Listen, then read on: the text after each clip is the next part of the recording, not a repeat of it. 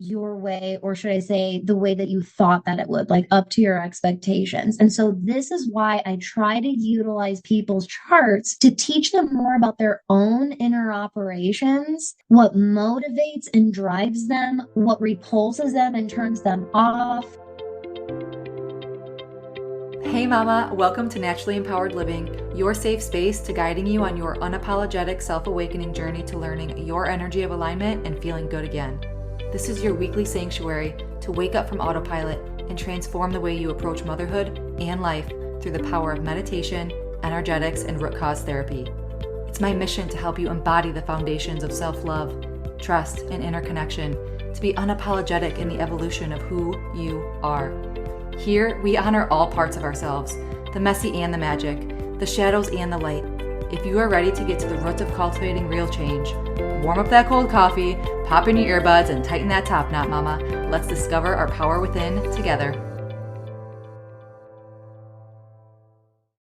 Hello, beautifuls. Welcome back to another episode of the Naturally Empowered Living podcast. This is your host, Jenna Smith, and today I am so excited to welcome Dani Wright, also known as That Witch Next Door, onto the show here with us today.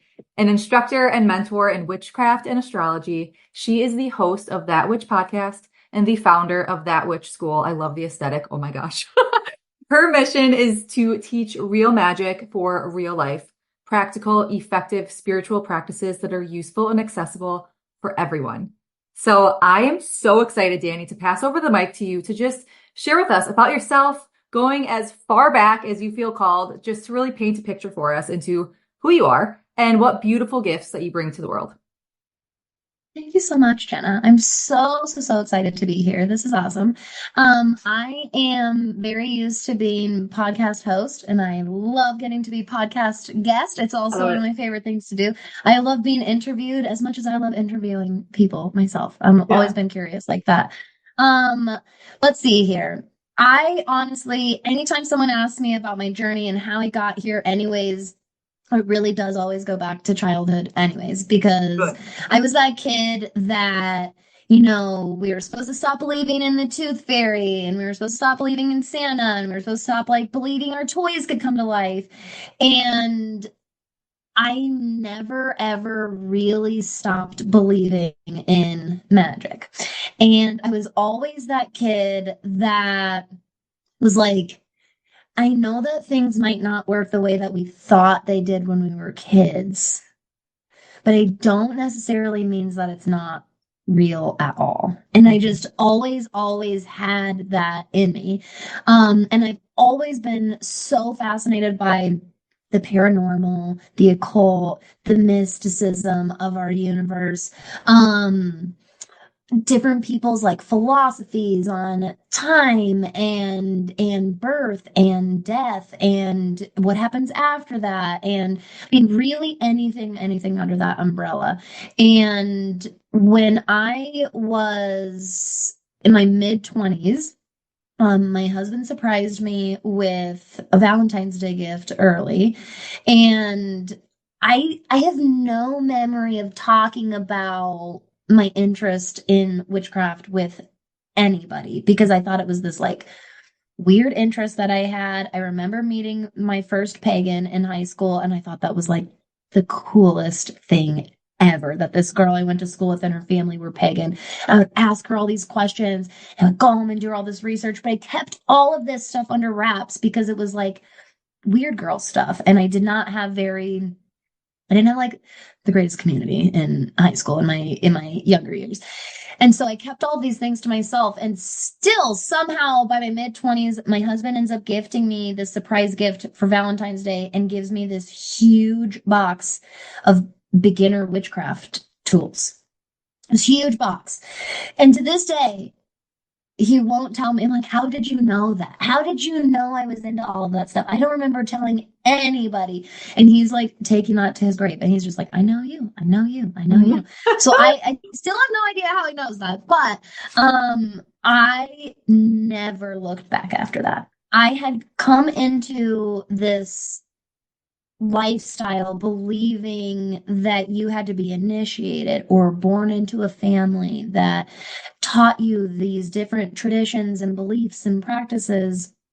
And as soon as, the universe through my husband gifted this to me, I just took that like as all the permission that I ever needed all along, anyways, just like really ultimately claim a part of myself that had always been there. I've never been somebody that believed I like turned into a witch. Mhm. I very, very, very much believe I just finally claimed and embodied this part of myself that I had kept very dormant and very, very hidden for a long time. And after that, I couldn't have dove more headfirst in than I did. And I started my very first business with my friends. And we started an online metaphysical shop. And we did all kinds of different products and services. And over time, through, life and friendship and business, we ended up going our separate ways. And that whole experience taught me all of the parts that I loved the most about working with witchcraft and astrology in a professional sense. I was kind of moving away from wanting to just give readings to as many people as possible. And instead, I found myself wanting to teach people how to read the cards. And I wanted to teach people how to understand their birth chart. I was so excited about the astrology and I'm still this way. I'm totally that person that's like, you have to see what I'm seeing. I gotta be able to show you what I'm seeing Yeah. here. Um, I've always wanted to just give people that knowledge so that they don't feel like they have to rely on me or ultimately rely on anybody. And so I started that witch podcast and really went full force into that witch next door in 2021. And it's just like blown up from there and been this beautiful journey ever since then. And the podcast has this just incredible community of listeners that eventually gave birth to that witch school, which is like my pride and joy, like my baby. And I have this monthly membership community where I get to teach people tarot and teach people astrology and teach them how to work with their intuition and practice that and really use these tools to do to give themselves a better life and ultimately to like make the world a better place around them. That's a very, very core part of everything that I do. So yeah, I am just like anybody else where, I'm not like rolling it. I always tell people I'm like, I'm not this big like witch influencer. Like I have a second job, like I'm mom on the side. You know what I mean? Like I Yeah. have all I'm really that's where that witch next door has always come in. Like I really am just like this regular pal next door, but who wants to teach you how to listen to your spirit team and pick up on these lessons that the cosmos are clearly reflecting for us that we could really take advantage of and grow and evolve from. And that's what I get to do now Yeah. for my life for a living, and it's really, really amazing. Isn't it? Oh my gosh. There were like five different things that came in that I was like, oh, obviously not cut you off, but I'm like, oh, I want to talk about this. Oh, I want to talk about this. Oh, I want to talk about this. From that. Oh, one thing, it dawned on me. It like, I just read it this morning when you were saying like, I don't think that, I like came into this. I feel like it was always a part of me. This quote that I read today, I text myself it because I was in the middle of doing something else and I was listening, whatever. It's not that you're necessarily changing, but you're revealing parts of your true self. And it was just like, you could hear this in so many different modalities, different verbiages, but I'm just like, yeah, because I feel like so often we fear change or we fear the judgment or whatever it is, like, and people are going to think less of me or their opinions or whatever. And it's just like, it's not that you're changing once you have that. And I feel like you could relate to that, like that connection to whatever you want to call it, your higher self, your soul self, your true self, it's just, it's so eye-opening to like, okay, this is what it is. Or, yeah, that was just so beautiful. And your husband, and like, you guys are obviously telepathic. Yeah. Granted, if there was a clue that he got or whatever, I swear my husband and I, like that being on the same wavelength, it's just like we're telepathic in those areas of just like, yep, you just read my mind, you know? Exactly. Oh yeah, 100%. Totally agree. I love it. And just diving into like the energy world, because that's something that I really, between the energetics and I'm getting into like releasing emotional blockages and like within your trauma and like stuck energies and stuff. But like everything comes back to that, like the energies of the universe. And it's just so, Yes. so beautiful. So true. I could not agree more. Absolutely. Oh, thank you so much for sharing all that. So we already talked about, having you back on the show, because just talking before recording, I'm like, there's so much here. I feel like we could talk for hours. So you kind of dove in a little bit, but let's like, I want your definition, your like deep dive over the past years of what do you define like modern witchcraft in general? Like you gave beautiful clues of kind of, your beliefs and modalities and things like that, but how would you define modern witchcraft in general? So I really, really love this question because there's so much we take from and are so incredibly inspired by from the past. There's so many ancient practices that have given way or been traditions that are carried on, adapted, evolve over time. There's so many roots in the past when it comes to witchcraft. And our world right now looks so incredibly different than it looked during the times that we were taking some of these practices from, or where they began, or where they're being passed down from. And that's really important to take into consideration for lots of different reasons. Um, I first and foremost define witchcraft in general as a lifestyle that can be layered in or on top of any other belief system. And I could not mean this more. If I haven't met them personally, I've read about or seen them interacting, witches from like literally every single religion, belief system, group of people, demographic, people that full blown call themselves witches and practice witchcraft, or people that maybe they don't necessarily call it witchcraft or call themselves witches, but I'm like, they're doing the exact same thing that a witch would do, basically. Exactly. Yeah. So, this is why, to me, it really truly is a lifestyle at heart. It does not require a certain type of belief system in order to practice this lifestyle and effectively and like really access its potential. There are Christian and Catholic and Jewish and Muslim witches, and there are full-blown non-denominational atheist witches. Like there's, to me, what witchcraft is at its very, very heart is the ritualization of energy work. So it really is like physically putting into practice your belief system, your spirituality, and even if that is, especially like if you're more in the non-denominational or even like very non-spiritual sections, it's the ritualization of how you think our universe works. And that's why it can be so custom. And that's why, like, everyone can claim it and put gates around it all day long, but it's too big for that. It's too Yeah. big for that. As much as people want to do that, and there are people that gatekeep the crap out of all of this, but witchcraft is like way, way, way too big for that. Mhm. So I mean, ultimately, I really do believe that it is the ritualization of how you believe the universe works.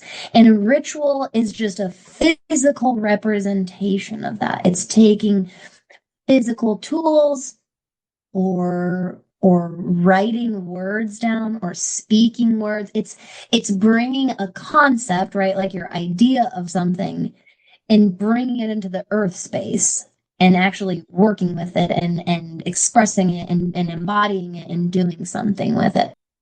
As you can tell with how general that is, obviously there are so many things you could do with that, which is where different reputations or rumors or stigmas come around witchcraft, because people, just like any other practice and group of people throughout time and space, there are people who have like abused this practice or used it to harm people or used it in more likely really, really irresponsible or unethical ways.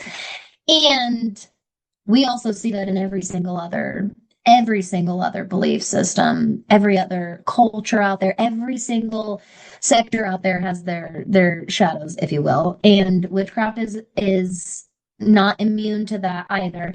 But it's also not automatically this evil practice either. There's a lot of people in the spiritual space, especially people that like will call themselves mystics or intuitives. I'm a healer, I'm a reader, I'm an energy worker, that have fear around the word witch and witchcraft. And that is the witch wound, and it's very, very, very real. And it's something that it's very, very present today. But one of my favorite things about how popular and widespread modern witchcraft is becoming is we are actively redefining that and showing like that there really is nothing to fear in witchcraft inherently. I always point out to people, this is the user, not the tool. And witchcraft is the tool. And anyone on this earth can abuse a tool and use it for harm. But really, truly, modern witchcraft is just a ritualization of how you think that the universe works.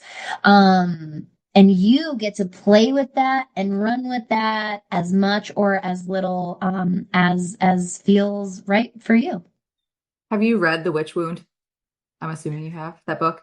No, I've just discussed it. Yeah, I've discussed it at great length with many different colleagues. I have an episode I did about it on the podcast, and I've seen it at play physically so much. It's come up in like almost every single past life regression that I've done. Most of my clients and students that have had some sort of past life regression, there is some connection to the witch wound.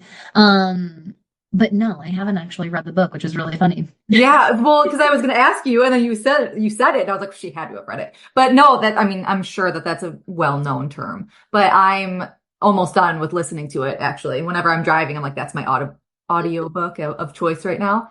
But it's so fascinating because, and you kind of touched on this too. You might be able to, if you agree, disagree, but the core principles or the core values, you could call it whatever name you want. Like the different terminology, the different modality, the different names that you want to put on it that make you comfortable with what your beliefs are, with what, whatever that might be. The more that I'm diving into, because I'm obsessed with learning. I'm obsessed with learning so much, like not just what I believe in, like I'm obsessed with everyone else's opinion because I want to know, like, and that's Scorpio in me. Like, are you a Scorpio too? I feel like. Yeah, I am. Yep. Okay. So, but yeah, like that's just like, I want the depths, I want the foundation. And then, yeah, so I just feel that there's so many parallels with so much out there that the core value, mission, bringing it back to the beginning of, the universe, the beginning of time, again, whatever you believe in. I just feel like there's so many similarities down to the core. And oh, yes. It just comes down to like, because what you said this too with, it's not the tool, it's the user. Like it's that person that has to do their work, or it's that person that is choosing to do the harm. So yeah, thank you for just shining light to that, because I feel a lot of times on the show, I'm like, that probably sounds really general and I'm very vague here. However, you are your own person and you're going to have your own opinions, and you take what you want, what resonates, and then form your own belief or do your own research or learning or whatever. So exactly. Yeah, love exactly. It. Everyone for all of human history has and will continue, like people are going to use skills and talents and tools for their own like selfish gain, or more often than not, it's like emotional impulse. Most of the time that people abuse most things or take advantage of a skill or a talent they have and use it against people, they're usually emotionally charged. And it's this impulsive decision in the moment. And do people do that in spell work and witchcraft? Yeah. And I am going to be the first person to be honest with you about that. And I'm going to be the first person to point out how like humans do that no matter where they are, what they believe in, no matter what system or group they're a part of. That's our, and like you said, that's our inner work. That ultimately comes down to that person and their inner work. And it's so much more refreshing and helpful to look at different belief systems and practices with this more open mind of like, perhaps something's been used in this way, but let me approach it with curiosity because I know the intentions I'm coming here with. And just because I've heard of X, Y, and Z or a person doing this, that was their journey, that was their work that they needed to do or whatever. Because if this is a path that is calling you strongly, it's calling you for a reason. Exactly. It deserves to be looked at. Yeah. And I say this all the time, like people because I'm very like woo, like spiritual, the angel numbers and signs and, talking to deceased loved ones and like, just, yes. And if someone if they don't agree with me or whatever that might be, I'm like, but isn't it a lot easier? I don't care what you believe in. However, if it's real, if it's not real, sure. Okay, whatever. However, do you think that the mindset or the approach or the intention or like holding on to that place of love and compassion versus the fear or the judgment or the haste of like, oh, that can't be true versus what if it is? Right. It's the perspective too. And heaven forbid, I mean, because I have my beliefs, but if you don't believe what I believe, that's fine. But we're still like believing in the hope, right? That's the word I was looking for, like the hope. Sure. Yes. So yes. Oh, yeah. I love that. So well said. No, I totally agree. Was it? Because I didn't think it Yes. was. No, so well said. Absolutely agree. Mm-hmm. Yeah. So it's all in the perspective too. Okay. Because you mentioned this too. I'm kind of changing gears, but this is something that I have no idea what any of this is. Kitchen magic, elemental magic, cosmic witchcraft. You kind of said that in like the intake form, or kind of you and I talking prior to what is all that? Like tell me more. So witchcraft is this very general umbrella, like I said. And then there are all of these, it's really more of a web than anything, or a tree. And there are so many branches and sub branches and sub branches and sub branches. Many people will identify their witchcraft as like eclectic witchcraft, which is the accurate term for me because I have my hands in so many different pools.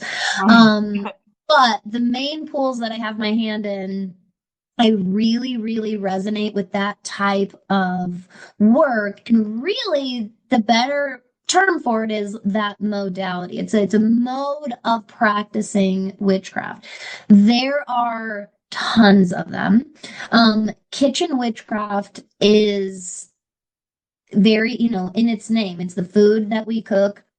It's the food that we prepare, hold in our kitchens, the energy in our kitchens. It's very, very concerned with nourishment being the modality of the magic or being the modality of a spell or intention or affirmation. Kitchen witchcraft is probably, if I had to say, yeah, I would probably say that kitchen magic is the type of witchcraft that I was practicing long before I called myself a witch or knew that that's what I was doing. We put our energy into everything we consume, and that very much goes for our food. I always tell people I'm like, just start paying attention to the way a meal hits and feels later when it was prepared or gotten in like haste and stress, versus this meal that was either, because I always tell people, like, you don't have to physically do all the cooking to do kitchen magic. Like, even just like consuming the food or even just putting it on a plate before consuming it, like we all eat. And we're eating with our hands, whether you're using utensils or not. You are doing this hand to mouth motion and you are consuming this energy. And this is where, like, some kitchen witches and some witches in general are so incredibly intentional about the type of food that they eat, for example, like where that comes from, where it's sourced, how it was sourced in the first place. You can obviously get extremely, extremely detailed. Then you have a lot of us who are, like kind of middle path walkers, try and do my best with what's available to us in Western American society, like Right. our food and all this stuff, and knowing what's in it or not. The world is arguing right now about if we're supposed to worry about the ingredients in our food or not. That's like a very big topic on social media right now. Um, either way, either way, many of us, like more middle path walkers, kitchen witches, we're in it for the food preparation. We're in it for like, I already have to eat multiple times a day. So why don't I do my magic right now? Why don't I use this as a time to connect with spirit, to connect with my higher self, to connect with my ancestors or connect with my spirit team? When I am real, like a great, extremely common example for me personally, when I am having a terrible morning, like, those bad mom mornings, like everything's going wrong and you woke up late and the breakfast isn't working and you gave them breakfast that they asked for and then they don't want that breakfast, or they say it tastes different today, so you have to make a whole new breakfast and you're trying to get the school project out the door. Yeah, exactly. Uh-huh. If you have to get to work too, yes, I have to eat no matter what. Even if I'm taking a protein shake to go, or I have the time to sit there and actually make myself some eggs and toast, I will take notice of the type of morning that I'm having, this energy that is not only swirling around me, but that I'm now contributing to because I'm so wrapped up in it. And I will use my food consumption in that moment to reset my energy, to connect, to pray, to meditate, to ground and cleanse my energy and ask for help. That's probably one of the biggest things I teach people is ask for help. You have a spirit team, you have a higher self, ask for help. When you're having that kind of a morning, say, I need help. Please help me be a better, more patient mom right now. Please help me have more patience when I get on the road, because that will create a safer journey for all of us. If I'm in a better mindset on the road, like ask for that help. And whether it's just saying like that phrase while you're holding the protein shake, or you're cooking the eggs and you're really like trying to channel that energy through. Both of those are effective because when you consume the food that you just, utilize to connect with spirit, again, the food was the ritual, is the ritualization of that connection. It is one of my most effective forms of magic, hands down. Absolutely, hands down. Food is incredibly grounding because we are human beings and we need it to survive. Food comes from the earth. And so it is this grounding experience. It helps take us out of our head and out of like our astral realms and bring us into the body, bring us into the present, like bring us into our earth form here a little bit. Um, and so I've used kitchen magic. That's probably my most common way, but I've used it to do like love and connection and romance spells with my husband. I have done like family healing and like bonding spells with my family and done it that way. Especially for like big group holiday dinners. That's a good one. Like if I'm hosting and doing, or even if I'm not hosting, if it's a dish that I'm bringing to contribute, like, and I know that there's maybe some family tension during some of those holiday gatherings, I will really make that dish like, when the consumer eats this, like they'll have more patience and they'll reach for love first, like things like that. So ultimately, that's really what kitchen magic is. It's utilizing any type of food or any type of preparation of food to ritualize that intention or ritualize that connection to spirit. Now, elemental magic is even more zoomed out than that, like way, way more zoomed out than that, because the elements are in everything.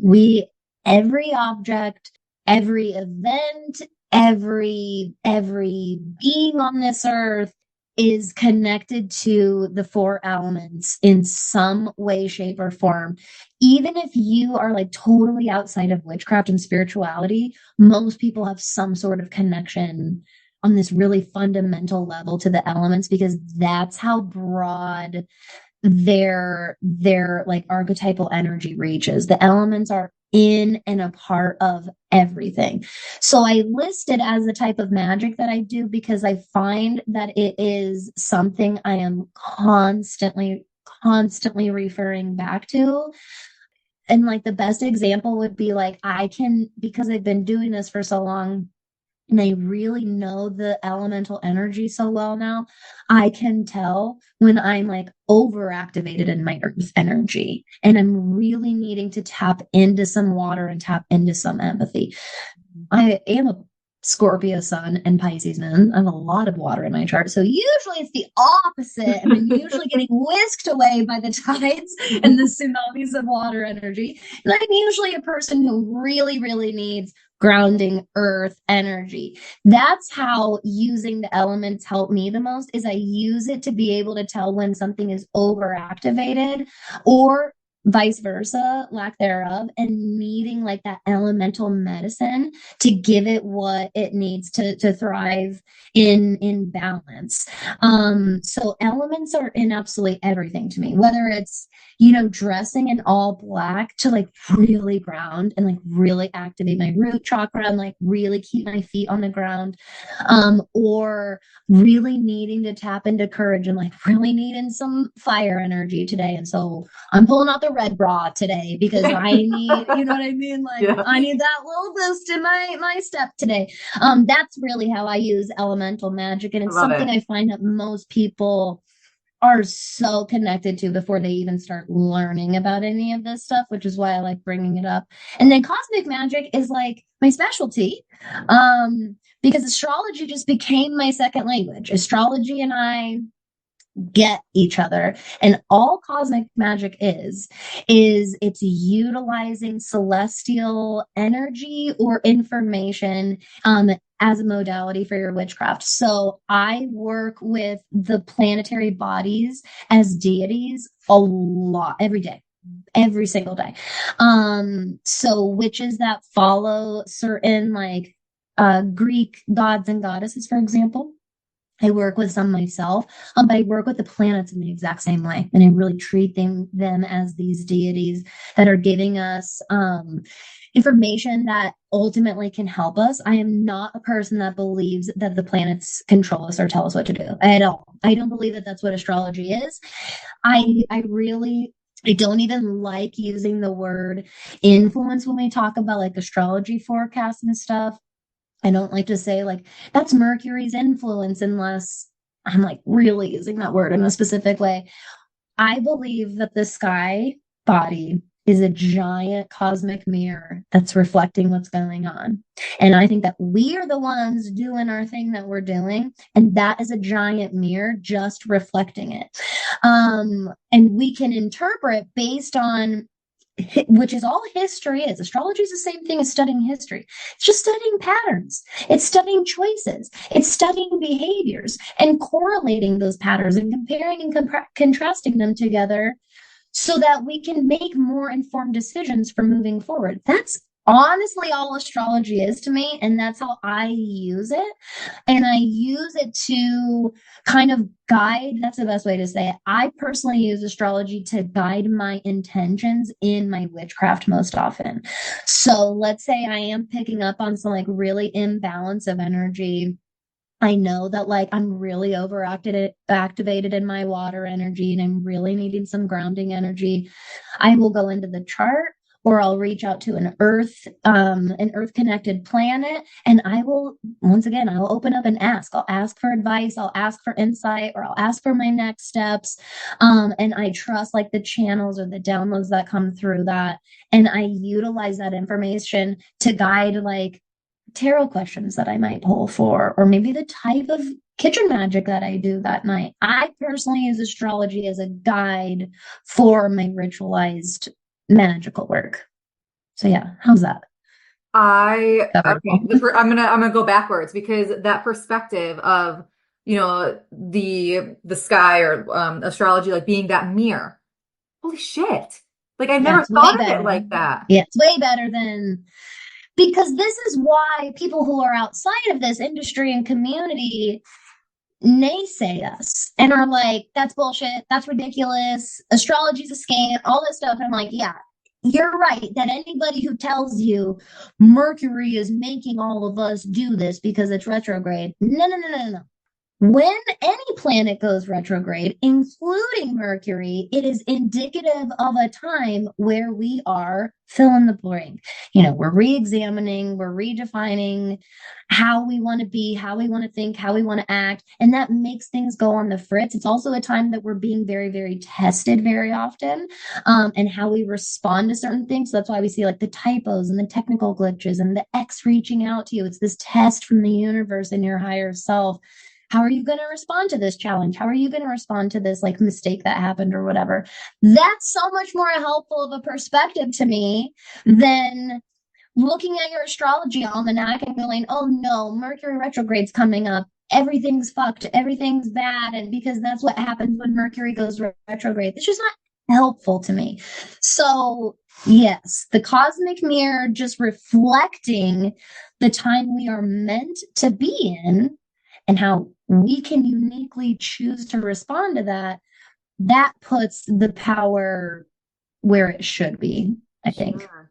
No, I love that perspective because you've probably heard or work with, you being that mirror reflected towards someone else, right? Like, okay, like what you don't like in someone else, hard truth is, that's the mirror within you that you might need to work on yourself. So that was just like a boo, like wow, that was so well said because I this is no like hidden passion of mine. Like I've always been obsessed with like horoscopes and like just growing up. And I'm going to try not to forget this because you talked about your childhood and like magic right away in the beginning. But that's something like those connections that you have, like those aha moments, like, oh my gosh, I just had this memory pop up when I was 5 years old, 8 years old. And it's like, I'm here now, like it's like that correlation of like I listened to that now, because I knew it then and then I forgot and life happened, and then you had that moment, you connected back to your intuition, soul's path, whatever. And here I am again, but I knew it then. And I just love those like aha moments, coincidence, whatever you want to call it. Oh, so okay. Now using that perspective of, the mirror, how do you work with astrology, like looking at someone's birth chart or things like that, because there is, your sun, your moon, you're right. Like there's so much. And I just started, I bought, an astrology book last year and I love it. I don't use it within my work, but I just personally love it for like myself and personal benefit and my family and stuff like that. But how do you interpret birth charts then? It is totally a case by case basis. And one of the first things on my scheduling form is what are you hoping to get out of our work today? Or what called you to get a reading at this time? And then I also always ask, like, specifically what's been challenging you lately? Where are the blockages? Where are the challenges and the hardships? Let's go right to there. Because you could do just about anything you wanted with an astrology chart. It's wild. You think that there's a ton of branches in witchcraft, the same goes for astrology. Mm-hmm. Not only are there many different types of astrology and systems, within each of those types of astrology, they also have their own systems and branches and types that you can use. And it's used in so many different ways. There's medical astrology, psychology astrology. There is horary astrology, which are people that literally track things down to like minutes, if not, or to days, if not hours and minutes to advise people when to make certain decisions or to like make a move on a certain thing. I personally use astrology for personal development. So I like to help people look at their chart and see what they're being challenged with and where they're like fighting against themselves, and they could really be fighting with themselves and like harnessing their strengths and learning from their lessons, because the chart will show you what you chose to have a hard time with in this life. So I'm sure that there are lots of different theories. There are many, many astrologers, modern and ancient, that believe that we choose our birth charts every single lifetime, and that we choose the exact moment that we're born. And that time of birth that we ask for, that you have to plug into the website, that's why that's so important. And that's a lot of like the theorized spiritual significance of it, is that we chose that minute for a very specific reason. Depending on the type of astrology that you use, the time you were born determines your ascendant or your rising. And not only is that really important, that charts out all of your astrological houses. And that changes things. That really matters. There are 1 to 2 minute differences of a birth time that can make a really, really, really big difference. So there's this big deal in the birth time. I believe that we chose these challenges, these lessons, for a reason, because I look at the astrology chart and I look at my concept and beliefs around like regeneration, reincarnation, past life regression, and I personally believe that your birth chart in this one life is like a speck on this massive soul timeline that you have. If anybody works with or knows anything about the Akashic records, it's like there's a birth chart for every single one of those books in your records hall. So you see, so quickly, like one birth chart is like this speck in our soul timeline. But if you look into one birth chart, it's massive. It's almost endless what you can get from it and how you can use it. Which is, that's what matters. There are so many different types of approaches to astrology. A lot of astrologers use birth charts and astrology forecasts to really tell people like what they should do or what they shouldn't do. And I'll be honest, there are a lot of really, really, really good astrologers that are not terrible at that. Like they're so good at it that the advice that they give is usually pretty sound. But outside of astrology and just what I understand about humans, you can tell people what to do all day long, and that doesn't mean that that's what they're going to do. And so sometimes that's not the helpful information for them. And sometimes it's more helpful to point out, I know that this is hard for you. And instead of me saying, oh, you should totally avoid stuff like that because this is a really hard thing for you, I am like the first person to tell you to turn in towards those things. And I've credited this for a really, really, really long time to the fact that I came into the astrology world through the witchcraft door. And there are many astrologers who went into the astrology door first and then found energy work and mysticism and ritualizing their belief system after. And there is a very, very, very big difference. This is where you're going to see people, if they're coming in through the astrology door first, this is where you're going to hear pieces of information like don't sign a contract during Mercury retrograde. Don't do magic and set your crystals out during an eclipse. There's all these like rules when a planet's retrograde and an eclipse is happening, when the moon is transiting a certain house in your natal chart, you should never do this. Not only is that wildly like unrealistic, there are just times that I am going to have to sign a contract and it's going to be in the middle of Mercury Stop retrograde. making it so fucking complicated. Yes. Yeah. Yes. Exactly. I can't, where is astrology helping me? Because that starts feeling like it's hindering me. And so because I came in through the witchcraft door, The first time I heard somebody say, don't put their crystals out during an eclipse because the energy is chaotic and unpredictable, I laughed out loud because I was like, that's what all energy is. That's what energy is. All of it, all of it. And none of us are God, and none of us can be. None of Yeah. us can like literally make everything do exactly what we want to do.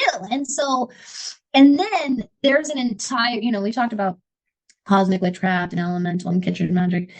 There's an entire branch of witchcraft called chaos magic and Oh chaos my. witchcraft. And it's the literal practice of working with unpredictable, chaotic events or the energy that spurs or comes from events like that happening. These are people that really work in like storms. They're really cool. There's like storm witches that like wait for these like wild windstorms or like wild snowstorms or thunderstorms. Because every single storm, no matter how much the weather people want to like predict it, for example, you don't really know how a storm's going to behave.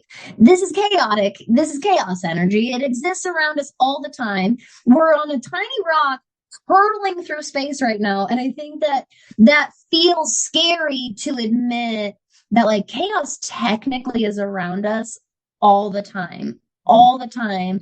And that routine and knowing what's coming next feels more familiar, it feels safer, it feels more comfortable. So I think this is where, for a long, long, long time, astrology, because it's this pattern tracking practice, well, let's use those patterns to make the next right decision. But the truth is like we don't really ever know what's on the other side of any decision, no matter how much we prepare for it, no matter how many times it's happened before. There's always the element of surprise. There's always the element of things not going like your way, or should I say, the way that you thought that it would, like up to your expectations. And so this is why I try to utilize people's charts to teach them more about their own inner operations, what motivates and drives them, what repulses them and turns them off, these things that they're really, really comfortable with, the things that freak them out. Like, how can we utilize this information to approach the challenges and the hardships and the blockages? How can we use that to, most people come to a reading looking for something, Right. some kind of answer or direction to head in. And that's why for me, I really, really believe in using the chart to like, I would say it's like the Wizard of Oz. Like, I want you to feel like the chart like opens the curtain for you finally, and you can just see what it is on the inside. And it's not really that scary and this big of a deal. Just like the Wizard of Oz, it's just like a dude in there with the Yeah. buttons. Pulleys, yes. And that's what you are, and that's what we all are. And I want you to allow the answer to get uncovered for you. I want that insight you've been seeking. I want you to allow it to get uncovered for you, because I don't think there's ever been a single case that's ever come across my lap where I had that answer and the other person didn't. It's more that that person wasn't allowing themselves to see it or allowing themselves to accept it. And I really, really try to use astrology to help people like uncover and come out of those blockages and find their own direction, and really just like we talked about at the very beginning, embrace who you've always been this entire time and just kind of unapologetically walk with those traits about yourself, the good and the bad and everything in between. Oh, amen. I mean, oh, like we really jive in that respect in helping, like being that guide, if you will, of like helping you on your self awakening, like stepping into who you are. I don't have the answers. You have the answers within you. However, like, yeah, okay, there's tools, there's practices, modalities, this, that, the other, but you are the one that, and there's so much fear, and there is so much fear along with so much, going back to that spider web, or that tree, like there's so much. And that's why sometimes too, it's like, well, I want the answer. I want the black and white answer. It's like, but there Yep. isn't one. Like there Yep. isn't one. Yep. Yeah. It's Exactly. so beautiful. Gosh. Okay. So we both work with like shadow work. I'm totally changing gears, but you totally sparked this within me. You work with shadow work. I feel like I've listened to an episode on your podcast with shadow work. So in different capacities, or probably again, going back to that core of being very similar with how we kind of help our clients through that. Talk to me about your views of shadow work, how you kind of, moving from that chart or in a different capacity, how you drive with that. Shadow work is so incredibly integral to everything that I do. And it's such a pillar for me, like personally. So it's one that I strongly uphold in my business and professional community. But it's also just one that I believe to like one of the deepest parts of my soul in general. I think that shadow work is what it is, regardless of what you call it. I think that we call it shadow work. I think that we call them shadows when that resonates with us. But even if you're not a witch, even if you are not even very spiritual or anything, shadow work exists in some form everywhere. So shadow work itself is very often credited to Carl Jung. And I firmly like there are so many of his methods and theories that he got from his research that I call back on all the time. And I am also, and I think he would agree with this, I'm also strongly of the belief that all of this was in existence long before his lifetime. Long, long, long before his lifetime. Shadow work is so incredibly pertinent to growth of any kind and evolution. Most people are driven or have some sort of purpose to grow and develop and expand and to evolve.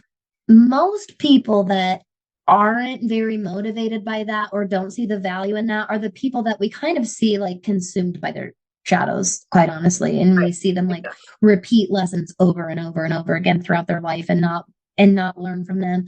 It would be it would probably be pretty accurate to say that if someone's acting that way in this one life, they've been acting that way in many lives. And again, I always try to like zoom it out. This is one life where you get these opportunities to learn and grow from.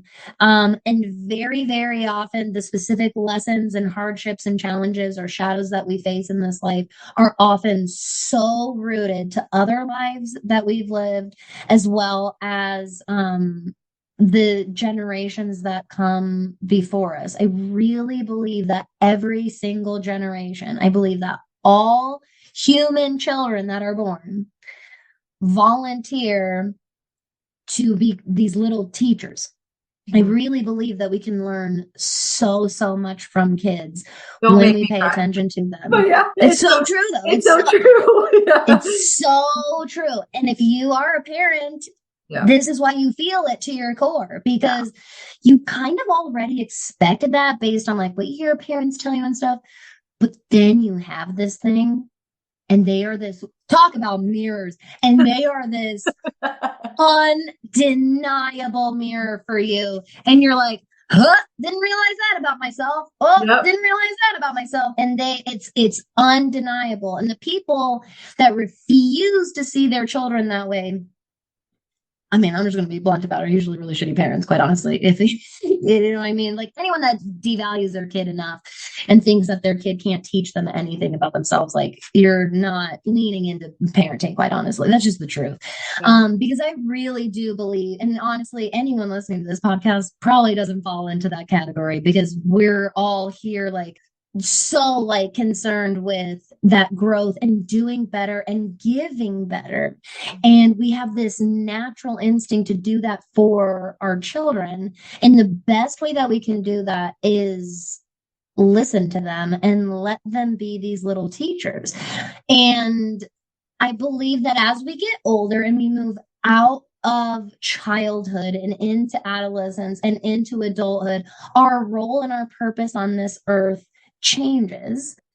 But I really, really, really believe that when we are born here, we are bringing with us this huge bag of experience from other lives that we've lived. And that is all connected to why we chose this life, the time that we chose it. Like I said, you chose to be confronted with certain types of experiences in this life so that you could learn from them. If there is one piece of evidence that our universe shows us through so many different pieces, like seriously, so many different pieces of evidence all across the world, all across our solar system and our universe, it's that we are this like learning ecosystem. Everything is constantly learning, everything's constantly improving. Like it's all of it set up that way. So it would not be far off at all to assume that that's the whole point of Earth life in the first place. Is another form of learning. It's another Earth form of school. Yeah. experience. Yeah. Yes, exactly. Mhm. And anyone will tell you, teacher, parent, caregiver, child care provider, anybody that works in that dynamic, like adult to child, will tell you that kids learn better through experience than whatever. You could tell them all day long what to do. You can give them the instructions. You can tell them X is going to happen if they do what, like, and they're still going to do it for themselves. Well, we're all like that. It's not just kids. Every single human is like that. And we learn the best through experiences. These experiences, every single one of us chooses to move through them in different ways for different reasons. And when we cope with those experiences in a negative way, or we interpret them and like actualize them and solidify them in our memory in a really negative way, these shadows are born. These parts of ourselves that we can feel really ashamed of or embarrassed of, or we think we have to hide away. They can even be the parts of ourselves that we really hate about ourselves. It's not just bad stuff, if you will, that happened to us.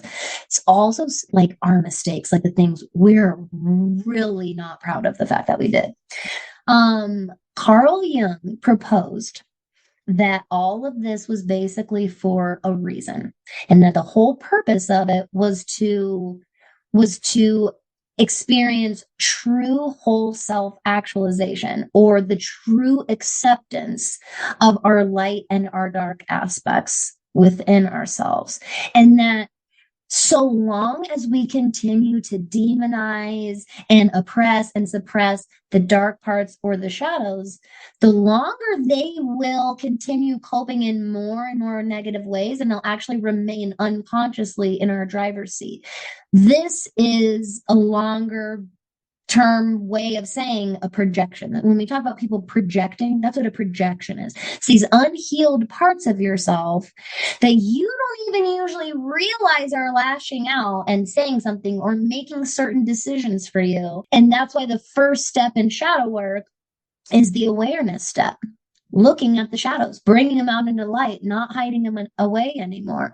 These things that happened to you, or these things that you did or chose to do, or these traits about yourself, and really bringing them out into the light. And the next step in that is processing through them. How does that make you feel? What did you think about that? The natural processing, very important part of our learning experience as human beings, is that processing portion. And then the next step after that is the affirmation or acceptance or validation stage, where you're like, okay, this happened to me, or okay, I did this thing, and I can still love myself, and I can still choose to be growing, and that's where shadow work is not this binary system. Oh, there's these parts about me, get them away, only embody what I deem the good parts. And instead, it's this beautiful, complex self-acceptance process of I can be both. I can be messy and imperfect and have fucked up so badly. And maybe, just maybe, it's a part of why I am who I am now. It's a part of why I make the new decisions that I make now. This is really hard and dicey around, like, especially like trauma and tragedy that we've experienced, for sure. We get like really nuanced and really dicey here, but you will find that most people find the most liberation from those old wounds and traumas when they find their own version of acceptance and say, this happened to me and I choose to, be better for it or do better or give better. And that's why I personally make shadow work a pillar of all the work that I do, because I don't like working with people that don't do the inner work. I don't, because they either want you to do it for them or they are those lesson repeaters that are not willing to look at their contribution or what they do actually have control over. And this is why when I started the school and I started the podcast, why I make it such a fundamental piece of all the work that I do, because I don't personally believe that you can really tap into the full potential of your magic if you don't do shadow work. And shadow work's just personal development work, for another term. Sure. No, you said that so beautifully. And I'm picturing, throwing over the bag and, you're hiking in onto, into Earth School. And the first, because I agree with everything that you said. And it just makes life so fun. And fun, again, like bringing in like the trauma or like the tragedy. Okay, of course, like there are these delicate aspects. However, like you worded it so beautifully, because it still comes with self-awareness. It still comes with the self-actualization of, this is who I am and what I am a part of and what is a part of me. And it just makes it more fun. Like if shit hits the fan, you're like, okay, what's the lesson here? And Yep. okay, it's not like you're going to have hard days, or like I still get that tightness in my chest and I'm like, okay, Jenna, like I'm overwhelmed, I'm overstimulated. So it's like, it's not like it's going to be all rainbows and butterflies and unicorns, but it just, again, that perspective of seeing the bigger picture, being able to zoom out and, okay, like having that willingness of evolution and that willingness Yes. of stepping forward. Oh, I could talk all day about that. I love Oh, yeah. it. Oh my gosh. Thank you so much. Okay. So tell us about That Witch School. Tell us where we could find you. This conversation has been so amazing. Tell us more about you and where to find you. Absolutely. This has been the best. Such a dream. You have me back anytime. I love it. That Witch School, you can go to thatwitchschool.com. We are a monthly membership. It's basically my improved version of Patreon, is what I wanted it to be. I wanted it to really have this multi-tier aspect where you can decide based on your budget and your time and your lifestyle what tier is right for you.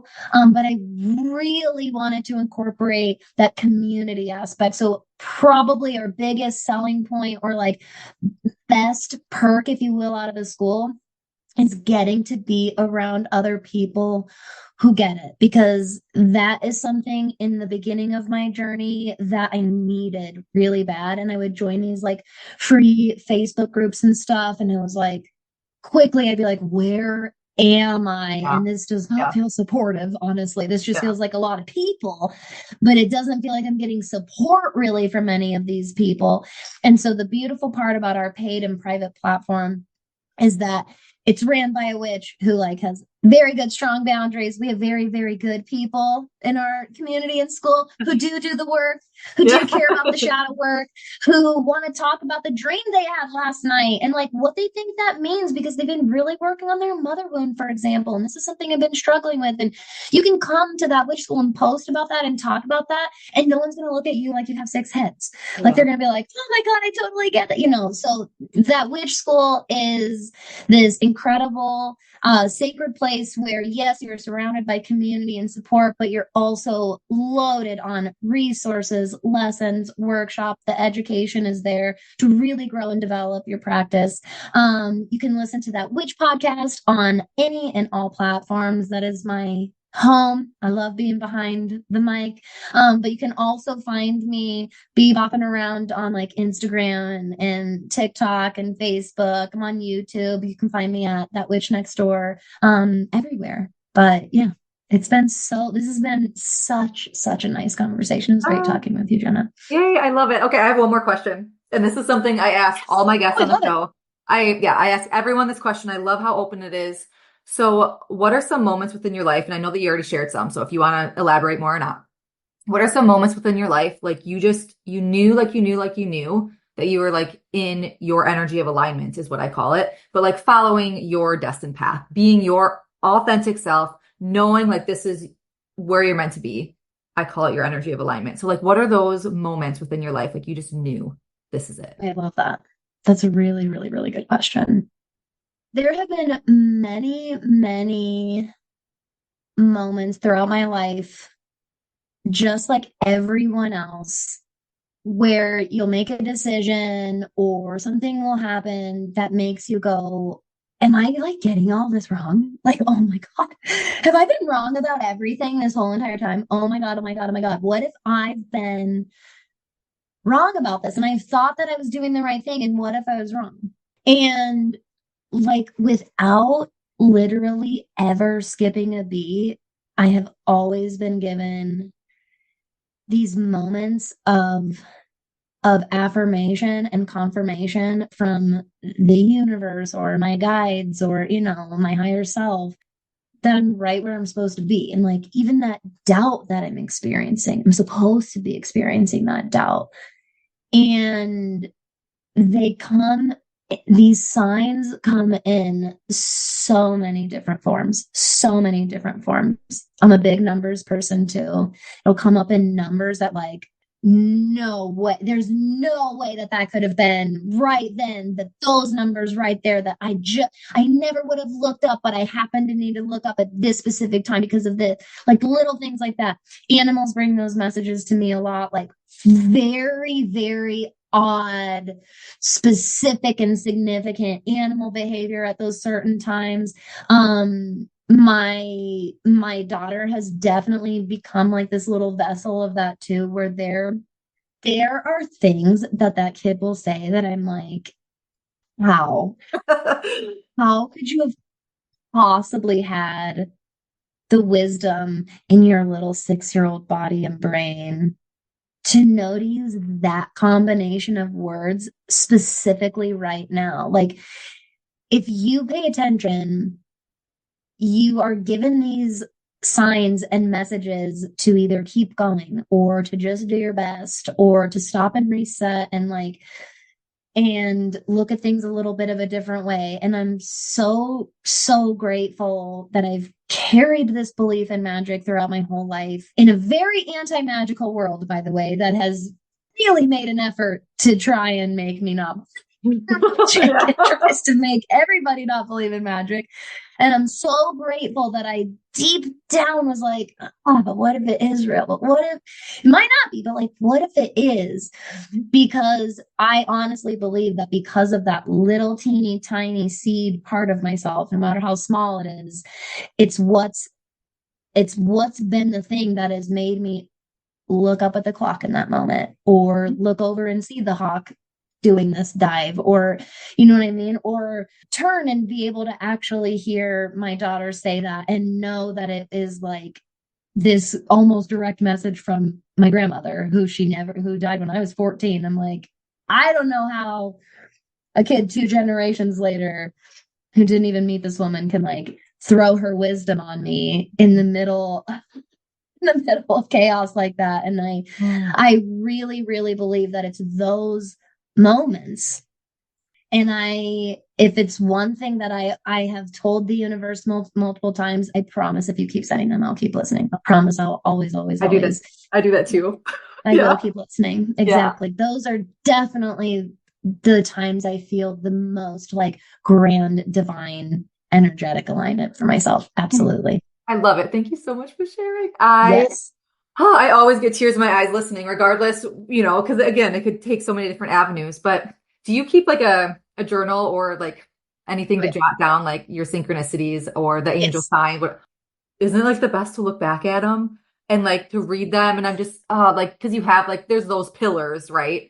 But yeah, there's just those moments to where when I was really started this spiritual awakening, if you will, and like going through that spiritual warfare, if that's what you call it, but like waking up at the 3:15 every single morning, whole family's up, moments like that to where it's like, nope, I choose love. Like, nope, God, you got me. Like, oh, yeah, it's so beautiful. And again, it goes back to that perspective of believe what you want, but it's amazing to have, call it optimism, call it. Exactly.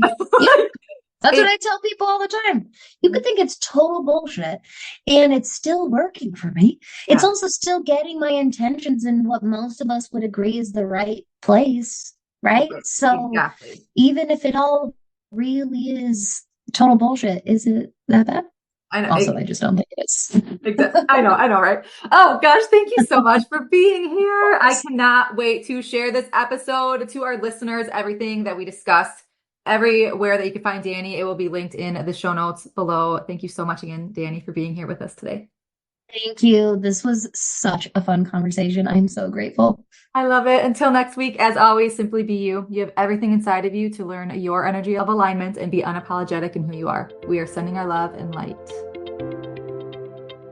Did you find this episode relatable or empowering? Please remember the video. Yay. Thank you for spending this sacred time with me on Naturally Empowered Living. I pray this episode has brought you a step closer to tuning into your energy of alignment. And if it has, please consider leaving a written review sharing how this show has impacted you. Your feedback truly lights me up and helps other moms find their way to this community. And if it feels right, please share this episode with another mom who might be struggling to remind her that she's never alone. Be sure to check the show notes for more ways to connect and explore how we could work together to reclaim your power and deepen your relationship within. Thank you. I appreciate all you are and all you do.